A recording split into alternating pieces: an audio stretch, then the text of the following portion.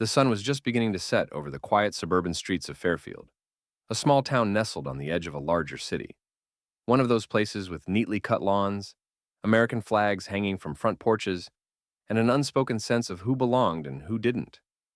The sky glowed soft orange as Jamal Carter pulled up to a red light in his brand new car, a jet black 2024 Mercedes-Benz AMG, polished to perfection.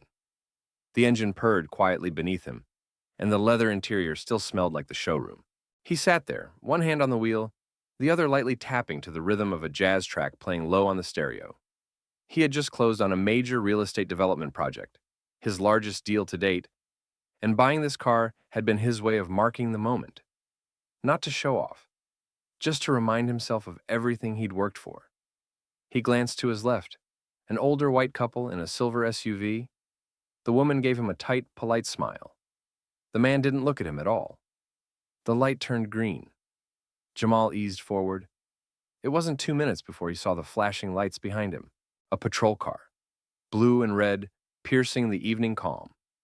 Jamal's heart dropped, not out of guilt, but out of instinct. He signaled, pulled calmly to the side of the road, and exhaled. He reached over to the glove box and retrieved his registration, license, insurance. Everything clean, everything legal. Still, he kept both hands visible on the wheel, because experience had taught him that being right didn't always keep you safe. The officer approached slowly, one hand resting on his hip near the holster. He was white, mid-40s, built solid, and wearing sunglasses even though the sun had nearly disappeared. Jamal rolled the window down. "Evening, officer," he said. The man didn't respond right away. He looked at the car, then back at Jamal, then back at the car again. "License and registration," he said flatly. "Of course." Jamal handed them over. The officer stared at the documents for a long beat, then back at him. "This your car?" "Yes." "You sure?" Jamal raised an eyebrow, but kept his voice calm. "Yes, sir. I just purchased it last week. Paperwork's in the glove compartment if you'd like to see the title." The officer narrowed his eyes. "That's a $100,000 car." "Yes," Jamal said again, evenly. "It is." There was a pause. Not the kind where someone's waiting to speak. This was a sizing up kind of pause. One that carried years of suspicion, assumption, and entitlement in its silence. "You fit a description," the officer said suddenly. "What description is that?" Jamal asked. The officer didn't answer. Instead, he stepped back, walked around the car slowly, scanning every inch of it like he expected to find stolen plates or a broken taillight. But the vehicle was spotless, untouched, legit. Jamal sat still. He could feel his pulse rising in his throat, not out of fear, but out of the deep, simmering ache of being treated like a criminal for having what he'd earned. The officer returned to the window. "Step out of the vehicle for me."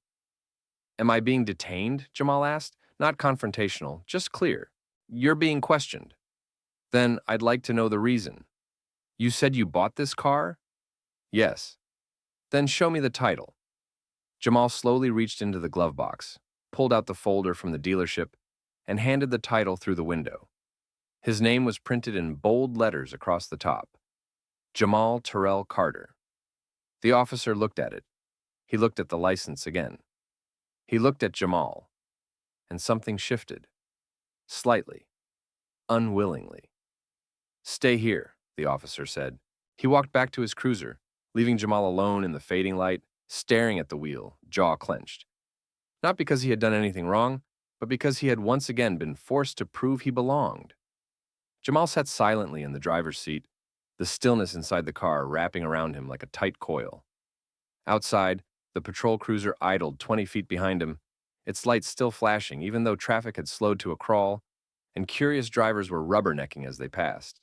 He could feel the stares, not just from strangers but from a system that always seemed to say, "You don't belong here unless we say you do." He glanced in the rearview mirror. The officer was still in the cruiser, flipping through papers, likely running Jamal's license and the car's registration through the system. For what, Jamal didn't know.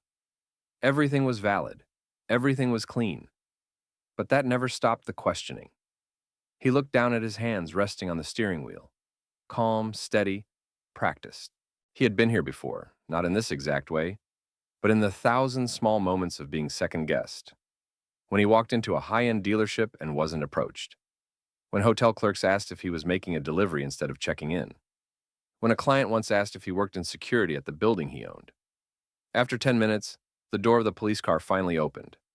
The officer walked back toward him, slower this time, papers in hand. His posture had changed. Not apologetic, but less rigid, more calculating. The balance had shifted, if only slightly. He stopped at the window. "Everything checks out," he said, handing the documents back. Jamal took them without a word. "I had to be sure," the officer added, almost defensively. "This is a high-end vehicle, and we've had a report of similar cars involved in recent activity nearby." Jamal didn't look at him right away. He folded the documents neatly, set them on the passenger seat, then met the officer's eyes. "You didn't stop me because of the car. You stopped me because you didn't think I should be the one driving it." The officer's mouth tightened. "Sir, that's not...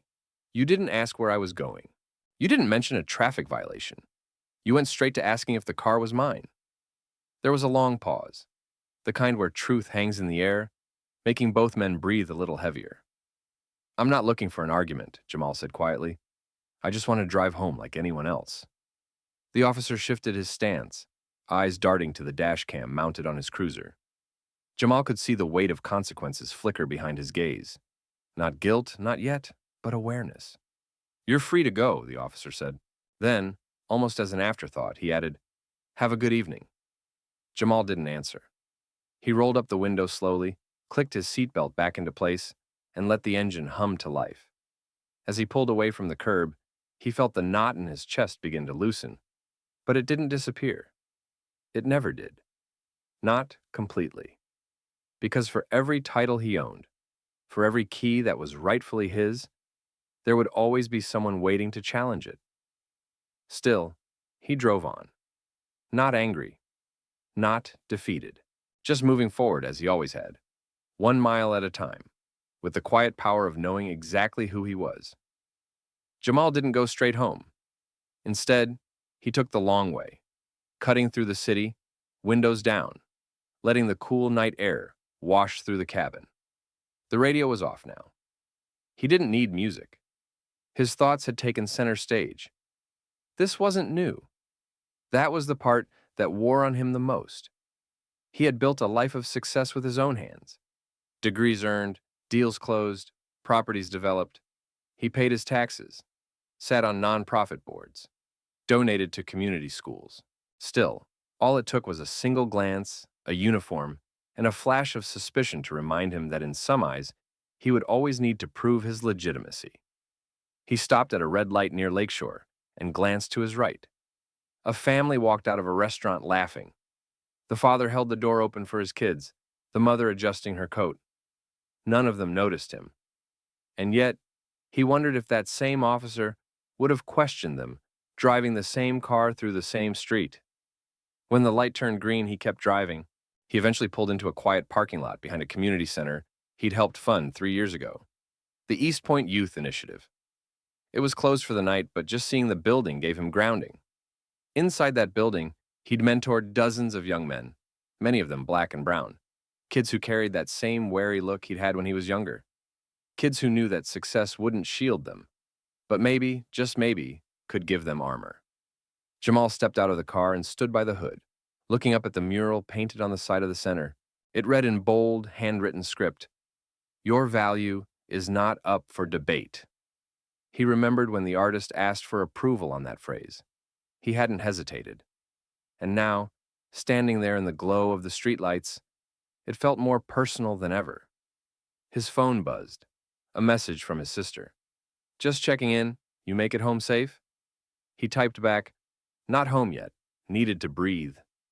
Then, after a pause, he added, "I'm okay, just had one of those nights."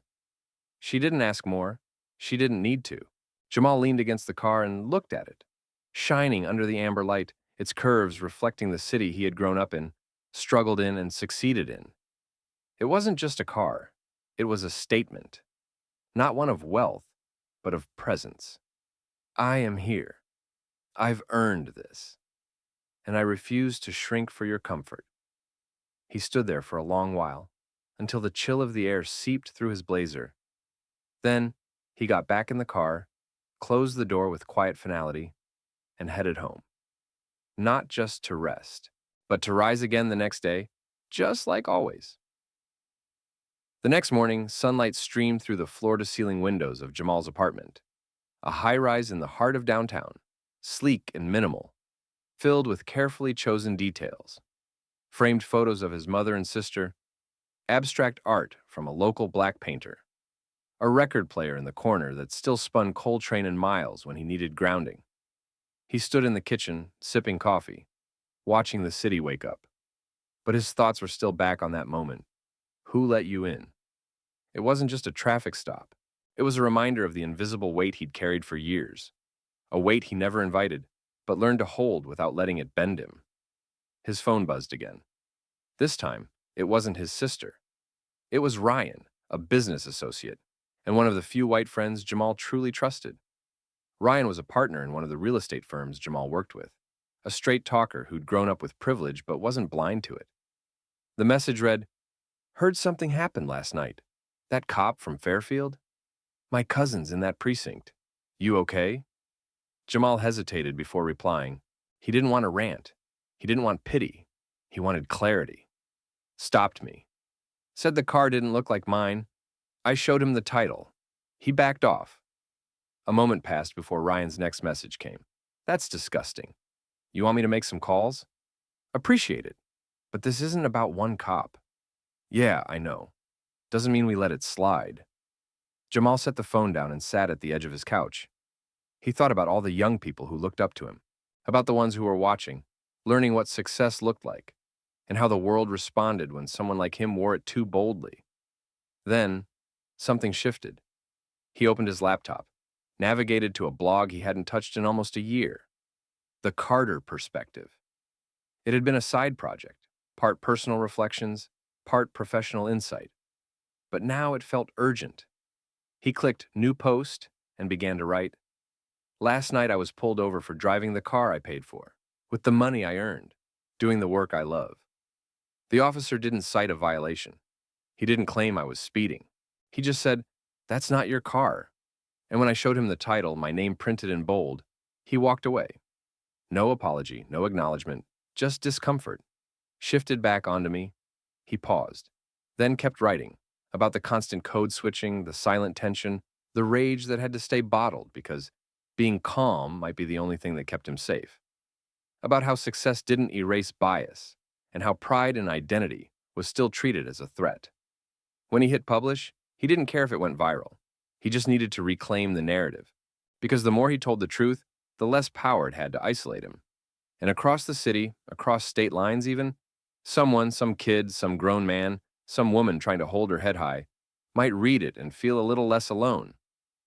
By the following afternoon, Jamal's blog post had begun to circulate quietly, first through his professional network, then onto social media, shared with captions like, "Read this, every word," and "This is why we still have work to do." He hadn't expected attention. He wasn't chasing outrage or applause. But sometimes the truth hits a nerve, even when you speak it softly. He was in his office when the first call came, from a local news outlet. A journalist who'd followed his career in real estate now wanted to speak to him about what had happened. Jamal declined the interview politely. This wasn't about headlines, not yet. But later that evening, as he was heading out for a community event, a scholarship fundraiser he helped organize every spring, his phone rang again. This time, it wasn't media. It was the Fairfield Police Department. He considered ignoring it. He stood in the lobby of the venue, tie already loosened, the noise of music and clinking glasses drifting in from the ballroom. But something told him to pick up. "Mr. Carter?" a voice said. Male, steady, professional. "This is Lieutenant Sanders from the Fairfield PD. I understand you had an interaction with one of our officers Tuesday evening. First, I'd like to say, no ticket was issued, no complaint filed. But I read your statement, and I'd like to talk with you if you're open to it." Jamal was quiet for a moment. "I'm listening." "We've opened an internal review," Sanders continued, "and while I can't speak to specifics over the phone, I'd like to assure you this isn't being brushed aside." "I'm not looking for apologies," Jamal said calmly, "but I am tired of silence. I'm tired of the same cycle. Shock, denial, forget. People need to see consequences, not just understanding. I agree with you, Sanders said surprisingly. And if you're willing to speak at one of our internal training sessions, we've been revamping them. Your perspective might be exactly what some of our younger officers need to hear. Jamal exhaled. He didn't know yet if this was real progress or just good PR. But he also knew change didn't always start big. Sometimes it started with showing up in the rooms that had once closed their doors to you. I'll consider it, he said. That night at the fundraiser, he gave a short speech. Nothing prepared, just from the heart. He spoke about resilience, about equity, about how some of the kids in the room would one day sit in offices, drive nice cars, and still be questioned for it. But when that day comes, he said, looking out at the young faces, you don't shrink. You don't explain your worth to anyone who doesn't already see it. You show up, fully, boldly, and without permission. The room went quiet. Then came applause. Not polite, not performative, real. As the event ended and guests began to file out, a teenage boy approached him, thin, nervous, wearing a too large dress shirt and holding a program in his hands. I read what you wrote, he said. That's happened to my uncle, a lot. He just never talks about it. Jamal knelt a little so they were eye level. Then maybe it's time someone does. The boy nodded, eyes wide. I want to be like you. Jamal smiled, not the media smile, the real one. Tired, hopeful, weathered, but still standing. You'll be better, he said. And when someone says, that's not yours, you'll know exactly how to answer.